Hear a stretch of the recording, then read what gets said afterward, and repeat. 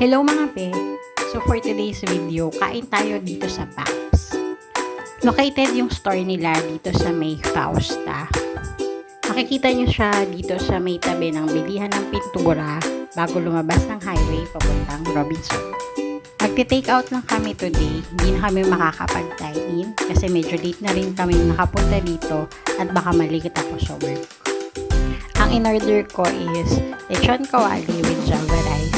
At yung kay Dibay naman is chicken teriyaki with rice. So, eto yung mga in-order namin.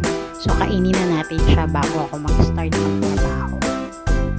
Verdict sa lasa, masarap siya. So, masarap yung rice niya, malasa. Masarap din yung lechong kawali. Nakitikim din ako ng chicken teriyaki, nagustuhan ko din yung lasa niya. Meron din silang only rice. So, pag nag-dine-in kayo, pwede kayo mag-only rice. Sulit yung rice nila kasi masarap. Kain tayo guys! That's all for today's video. Thanks for watching. Don't forget to click like and share. Kapag ka!